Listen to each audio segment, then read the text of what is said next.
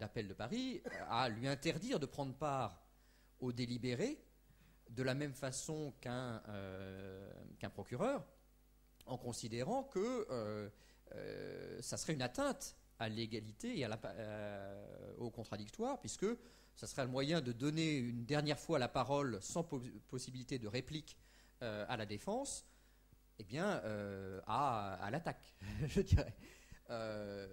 Maintenant que les choses, effectivement, ont changé, et comme on le rappelait et on le soulignait avec appréciation, que la répartition des rôles est un peu plus claire, que désormais il y a véritablement une autorité de poursuite, que c'est le collège, qu'un membre du collège, et non pas un membre de la commission des sanctions, va incarner le ministère public, va produire des observations dont on espère qu'elles seront écrites et non plus orales comme jusqu'à présent, et va même poser un réquisitoire, ce qui est très important quand vous êtes un avocat de la défense.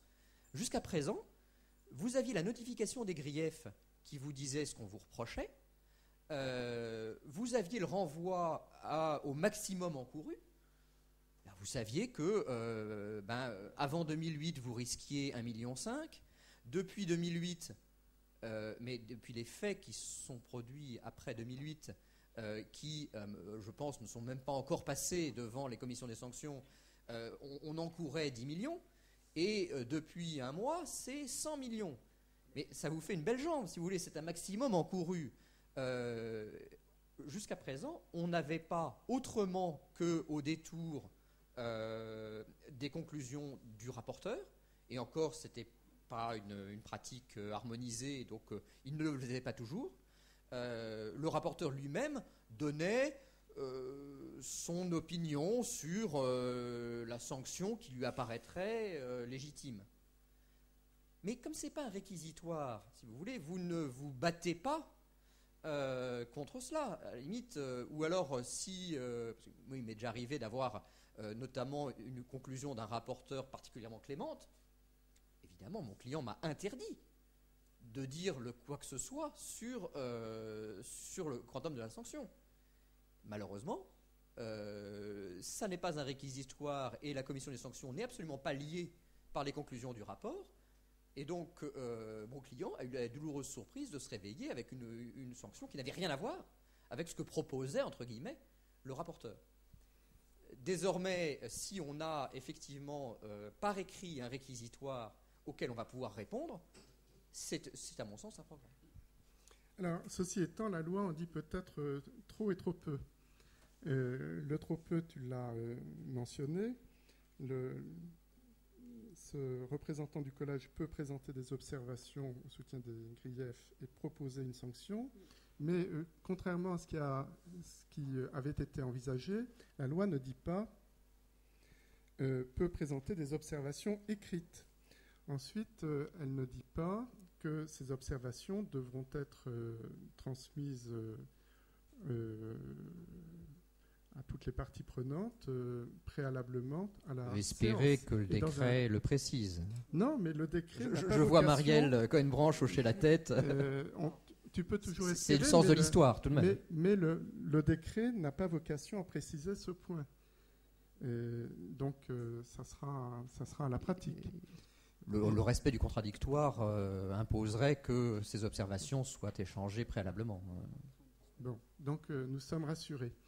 Alors, Yann, nous avons parlé tous les deux jusqu'à présent effectivement d'une intervention du membre du collège et on a dit c'est une bonne chose parce qu'effectivement c'est une émanation de l'autorité de poursuite.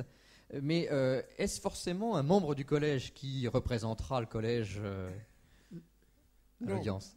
Pas nécessairement. Mais avant de répondre à ta question, je voudrais faire une remarque. La loi indique que ce représentant du collège est convoqué à l'audience.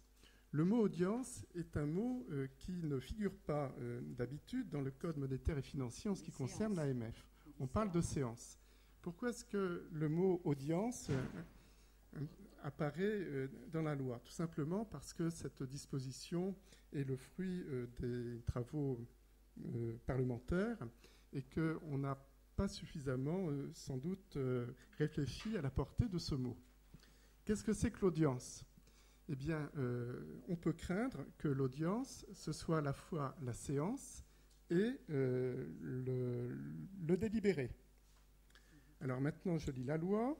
Ce membre du collège est convoqué à l'audience. Il y assiste sans voix délibérative.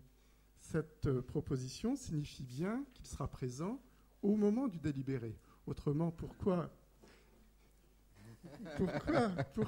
avoir énoncé les juristes sont redoutables. qu'il y assiste sans voix délibérative. Ma voisine n'est pas d'accord, mais au moins, mes voisines ne sont pas d'accord, mais au moins pourront-elles être d'accord avec moi pour constater qu'une fois de plus, la loi est mal faite. Alors maintenant, je réponds à ta question. Effectivement, le représentant du collège peut être un membre du collège ou un membre des services. Alors la loi est un petit peu plus compliquée. Elle indique que le représentant du collège peut être un membre du collège, que si c'est un membre du collège, il peut être assisté par un membre des services, mais elle indique aussi que le collège peut être représenté par un membre des services. Qu'il peut se faire représenter. Oui. Alors, tout le problème, c'est que en 2003, on a voulu imposer une sorte d'impartialité structurelle au sein de l'AMF en distinguant clairement les différentes étapes de la procédure. Si un membre du collège est représenté par un membre des services qui, par définition, relève du secrétaire général de l'AMF, qu'en est-il de cette impartialité structurelle? Alors, on me dira que les membres des services sont tous parfaitement loyaux, et je veux bien le croire, mais le problème est que cette impartialité structurelle s'apprécie de façon objective. Et donc, je pense qu'il serait souhaitable que le collège soit représenté par l'un de ses membres. Est-ce que cela représenterait une charge de travail très lourde ? Il y a environ 30-40 affaires par an, à diviser par, peut-être pas par 16, mais par 15. Voilà, ça fait 2-3 affaires par an. À mon avis, ça fait partie ce sont des obligations supplémentaires, mais qui sont acceptables. Yann, malheureusement, on est pris par le temps. Comme d'habitude, avec ce genre d'exercice, on a dépassé et on avait prévu de faire une petite séance de questions, mais je pense qu'on est un peu pris. Pour ceux qui... Enfin, je crois qu'il faut libérer la salle, c'est ça, hein? Donc, en revanche, le temps de ranger, etc., nous ne quitterons pas à la minute. Et donc, je vous invite vivement à échanger de façon informelle. Merci encore de nous avoir écoutés et à bientôt, j'espère.